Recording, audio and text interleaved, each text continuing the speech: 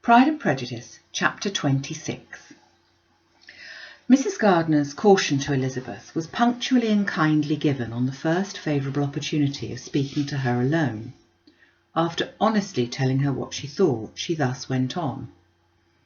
"You are too sensible a girl, Lizzie, to fall in love merely because you are warned against it, and therefore I'm not afraid of speaking openly. Seriously, I would have you to be on your guard. Do not involve yourself or endeavour to involve him in an affection which the want of fortune would make so very imprudent. I have nothing to say against him. He is a most interesting young man, and if he had the fortune he ought to have, I should think you could not do better. But as it is, you must not let your fancy run away with you. You have sense, and we all expect you to use it. Your father would depend on your resolution and good conduct, I am sure. You must not disappoint your father." "My dear aunt, this is being serious indeed." "Yes, and I hope to engage you to be serious likewise." "Well, then, you need not be under any alarm. I will take care of myself and of Mr. Wickham too. He shall not be in love with me if I can prevent it." "Elizabeth, you are not serious now." "I beg your pardon. I will try again. At present I'm not in love with Mr. Wickham. No, I certainly am not. But he is beyond all comparison the most agreeable man I ever saw, and if he becomes really attached to me, I believe it will be better that he should not. I see the imprudence of it. Oh, that abominable Mr. Darcy! My father's opinion of me does me the greatest honour, and I should be miserable to forfeit it. My father, however, is partial to Mr. Wickham. In short, my dear aunt, I should be very sorry to be the means of making any of you unhappy. But since we see every day that where there is affection, young people are seldom withheld by immediate want of fortune from entering into engagements with each other, how can I promise to be wiser than so many of my fellow creatures if I am tempted?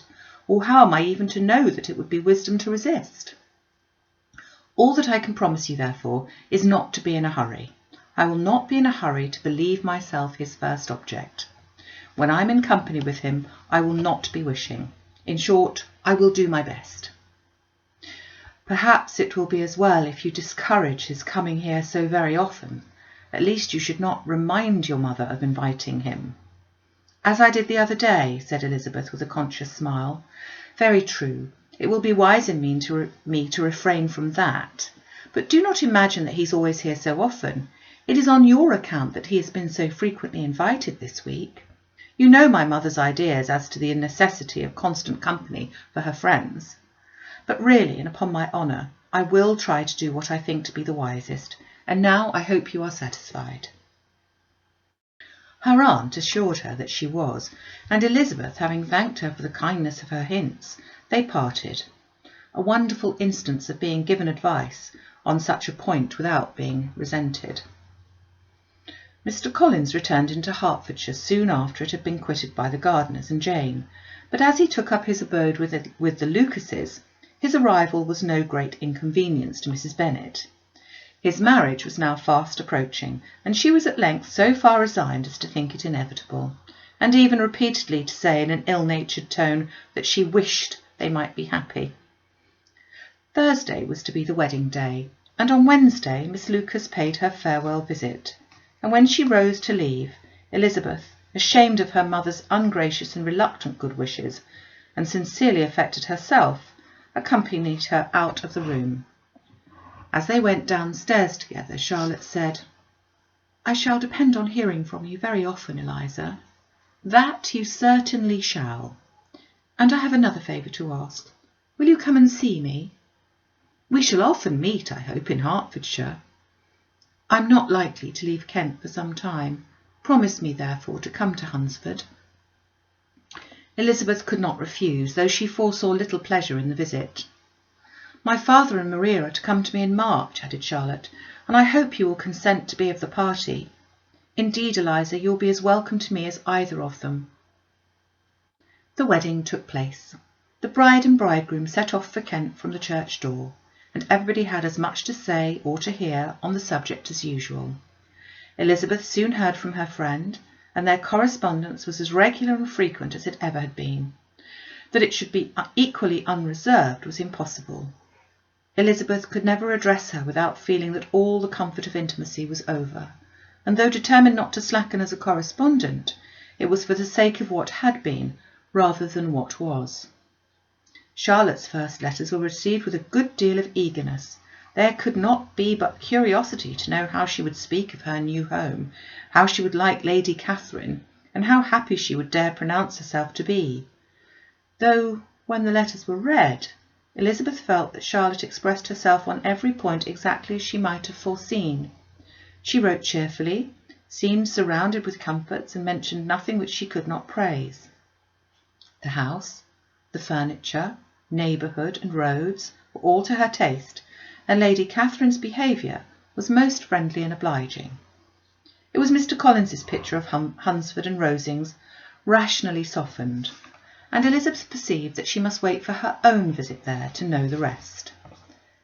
Jane had already written a few lines to her sister to announce their safe arrival in London, and when she wrote again, Elizabeth hoped it would be in her power to say something of the Bingleys. Her impatience for this second letter was well rewarded, as impatience generally is. Jane had been a week in town without seeing or hearing from Caroline. She accounted for it, however, by supposing that her last letter to her friend from Longbourn had by some accident been lost. "My aunt," she continued, "is going tomorrow into that part of town, and I shall take the opportunity of calling in Grosvenor Street." She wrote again when the visit was paid, and she had seen Miss Bingley. "I do not think Caroline in spirits," were her words, "but she was very glad to see me, and reproached me for giving her no notice of my coming to London. I was right, therefore. My last letter had never reached her. I inquired after their brother, of course.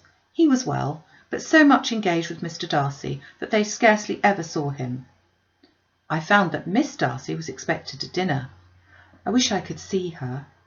My visit was not long, as Caroline and Mrs. Hurst were going out. I dare say I shall soon see them here." Elizabeth shook her head over this letter. It convinced her that accident only could discover to Mr. Bingley her sister's being in town.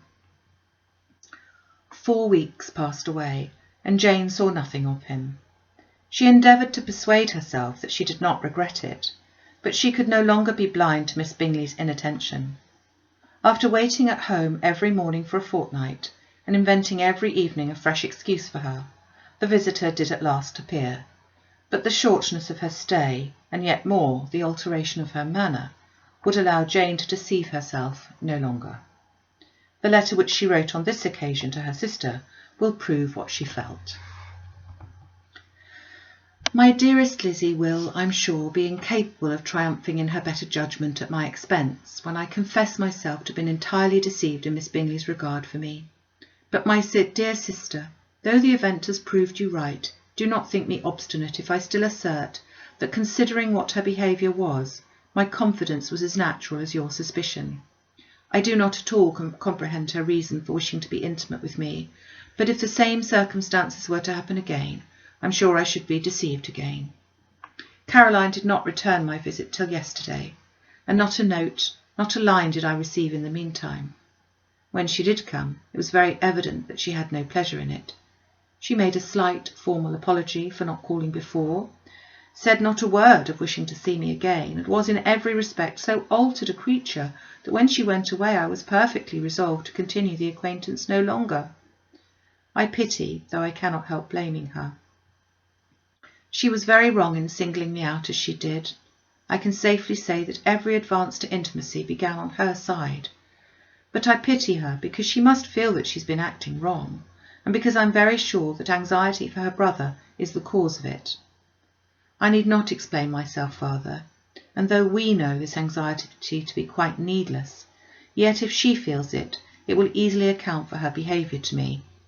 And so deservedly dear as he is to his sister, whatever anxiety she may feel on his behalf is natural and amiable. I cannot but wonder, however, at her having any such fears now, because if he had not at all cared about me, we must have met long, long ago.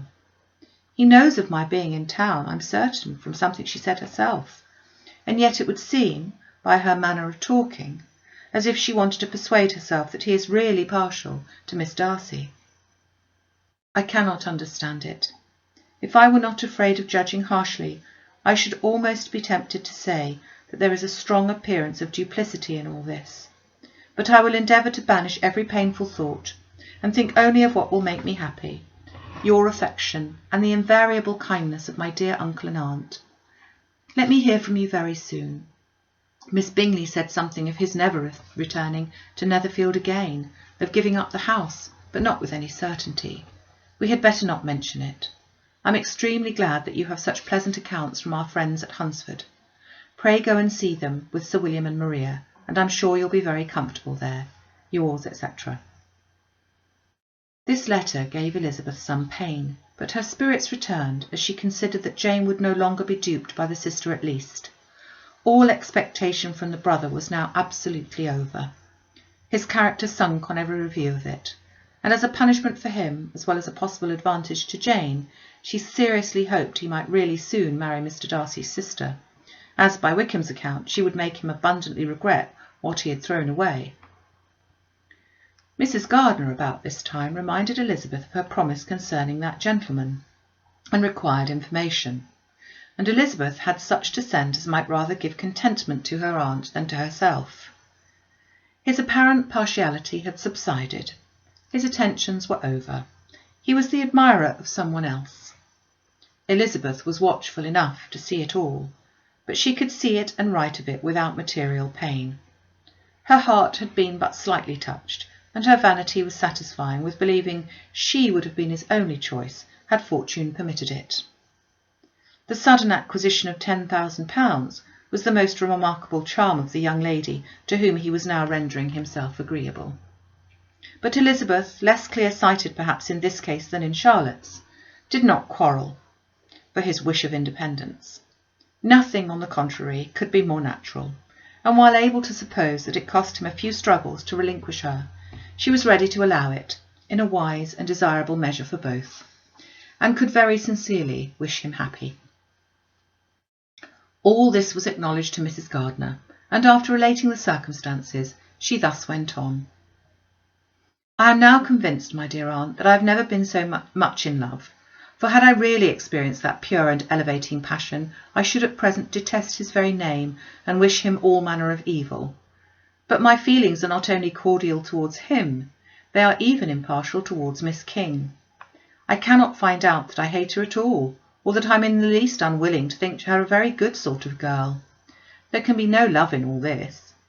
My watchfulness has been effectual, and though I should certainly be a more interesting object to all my acquaintance were I distractedly in love with him, I cannot say that I regret my comparative insignificance. Importance may sometimes be purchased too dearly. Kitty and Lydia take his defection much more to heart than I do. They are young in the ways of the world, and not yet open to the mortifying conviction that handsome young men must have something to live on as well as on the plain.